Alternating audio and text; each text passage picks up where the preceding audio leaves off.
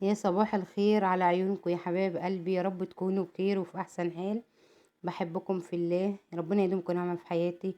اللهم صل وسلم وزد وبارك عليك يا حبيبي يا سيدي يا شفيعي يا رسول الله. اللهم استرنا فوق الارض وتحت الارض ويوم العرض عليه، انا وكل السامعين. اللهم امين يا رب العالمين. ربنا يسترها معانا جميعا جميعا يا رب. اللهم امين يا رب العالمين. ربنا يحقق لنا كل اللي بنتمناه. تنسوش بقى تحطوا لي لايك كده ودعوة حلوة من قلوبكم، ربنا يكبر خواطركم جبرا يتعجب فيها أهل السماوات وأهل الأرض. اللهم آمين يا رب العالمين.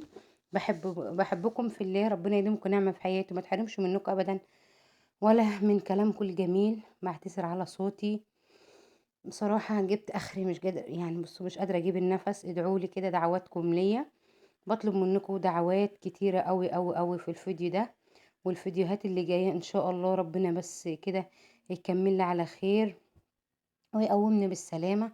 اللهم امين يا رب العالمين. وربنا يرزق كل مشتاق بالذرية الصالحة. اللهم امين يا رب العالمين. ويكبر خواطرنا جبرا يتعجب فيها اهل السماوات والارض، ويحقق لنا كل اللي بنتمناه، ويخلي اولادنا ويبارك فيهم ونشوفهم كده ذرية صالحة. اللهم امين يا رب العالمين. واشوف جنيني كده سليم وعافي. اللهم امين يا رب العالمين. اللهم امين.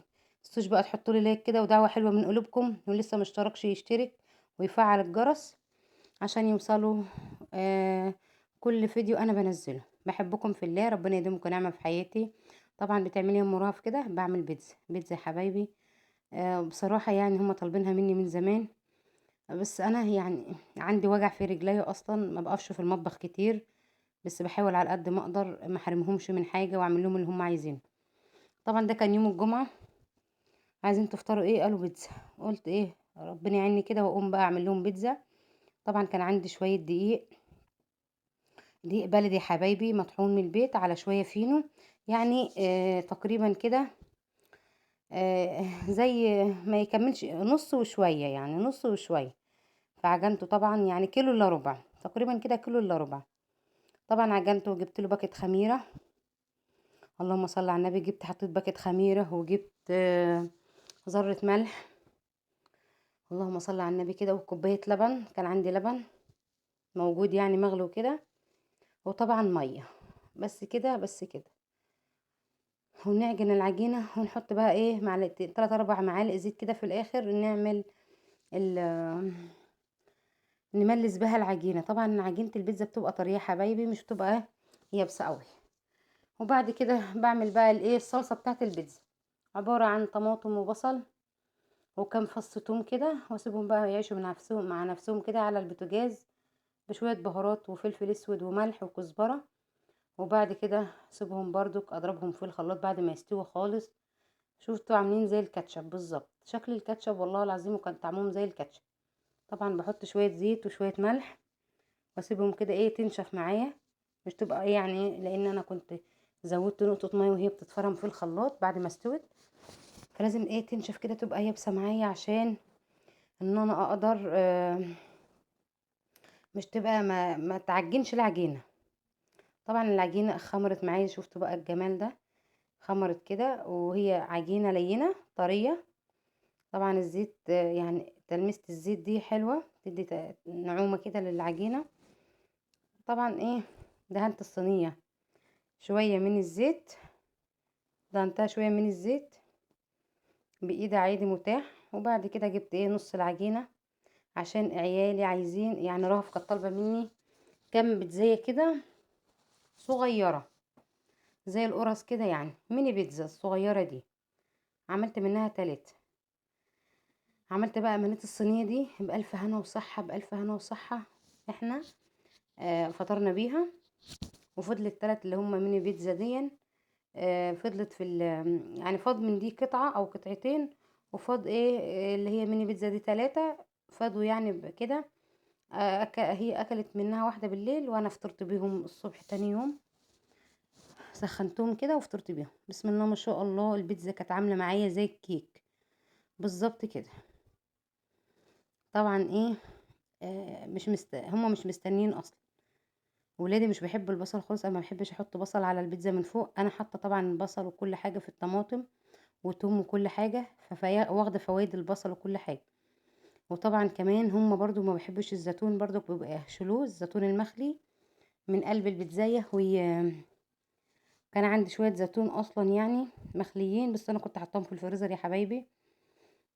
طبعا طلعتهم وحطيتهم كده ايه تزيين كده على وش الصينية. وطبعا قطعت لانشون وفلفل وايه، وسبتها برضك شوية كده. بعد ما بطيتها كده في الصينية هسيبها ايه تخمر كده، وبعد كده ادخلها الفرن. طبعا والله العظيم كانت طالعة زي الكيك بالظبط. يعني انت هتشوفوا برضك الايه نافشة معايا بطريقة حلوة قوي. بحبكم في الله، تنسوش بقى تحطوا لي لايك كده ودعوة حلوة من قلوبكم. ربنا يكبر خاطركم جبرا يتعجب فيها اهل السماوات والارض. وربنا يرزق كل مشتاق يا رب، ربنا يرزق كل مشتاق، ربنا يرزق كل مشتاق بالذرية الصالحة، اللهم امين يا رب العالمين. طبعا انا كنت سايبه المقطع ده من غير صوت، معرفش الصوت ليه. طيب قطعت لهم كده وقعدنا في البلكونه بقى ايه جنب الفرن زي ما انتوا شايفين كده. شفتوا نفشه عامله ازاي؟ جميله جميله جميله، وريحتها كانت تحفه. طب حبيت ان انا ايه افرحهم كده، كان هو يوم الجمعه. جبت لهم كل واحد كيس شيبسي وقعدنا في البلكونه كده. طالعه من الفرن بقى على طول قطعت وحطيت في الاطباق. وده كاتشب حار، هم حابينه حار اصلا يعني. انا كنت جايباها، كنت عايزه اجيبها كاتشب بصراحه مش حار، هم طلبوا الحامي ده. فحبيت بقى ان انا ادلعهم برضك واحط لهم كاتشب ومش عارفه ايه وشيبسي، وهم كل واحد كيس شيبسي. وانا قاعده ايه بدلنا عليهم كده يا حبايبي. بيدوني دي يديني واحده ودي يديني واحده. وزي ما انتوا شايفين يعني بصوا، والله العظيم كانت جميله وهشه وتحفه. بألف هنا وصحه. احنا فطرنا منها كلها، فضل منها قطعه او قطعتين. احنا كنا فاطرين يعني قربات الجمعه وكده. فطبعا انا فضلنا عليها. شفتوا يعني الارضيه يعني شايفين نفس الكيك بالظبط من تحت. متنسوش بقى تحطوا لي لايك، اوعي تحط اللايك، اوعي تنسي تحط اللايك. ولو مش عجبك الفيديو حط ديسك لايك، الديسك لايك، الديسك لايك زي ما انتوا عارفين. لو مش عجبكم الفيديو حط ديسك لايك. اسمه الديسك لايك. اسمه ايه يا ام مريم؟ تضحك على ايه؟ ربنا يسعد قلوبكم جميعا، يفرح قلوبكم ويروق بالكم كده يا رب، اللهم امين يا رب العالمين. طبعا انا كنت جايبه لبن وكان عندي لبن، فحبيت ان انا ادلعهم كده واعمل لهم كريم كراميل. كنت جايبه باكتين من الكريم كراميل. بصوا من زمان والله عندي من زمان جدا يعني. فطبعا ولادي يعني مش قد كده في الحاجات الحلوه، في البسبوسات والجلاش والكلام ده. مش مشجعين اصلا على حاجه يعني.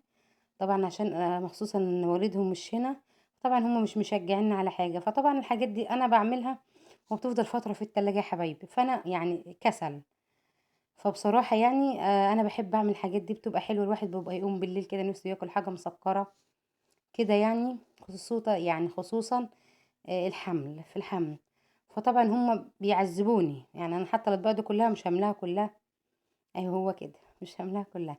طبعا بحط بقى الصوص اللي هو بتاع الكراميل. بحطه كده في في قاع العلب. وبعد كده بسيب كده الكراميل يهدى على البوتاجاز شوية. مش بحطه سخن على طول في العلب، عشان غلط جدا يا حبيبتي تحطي اي حاجة في الحاجة البلاستيك كده على طول وهي سخنة. هي مش هتسيح ولا حاجة، بس غلط بتاخد يعني تاخد ريحة من البلاستيك كده. فبتسيبها تبرد شوية، وبعد كده بتعبيها تعبي العبوات عادي. طبعا معايا باكتين كده على شوية لبن. بعد كده بقلبهم في بعض واحطهم في الكراميل. زي ما انتوا شايفين كده. طبعا والله العظيم يعني فضلوا كام يوم عندنا. بصوا هو اول يوم بياكلوا بصراحة. بس بعد كده بيتدلعوا عليا على الاخر.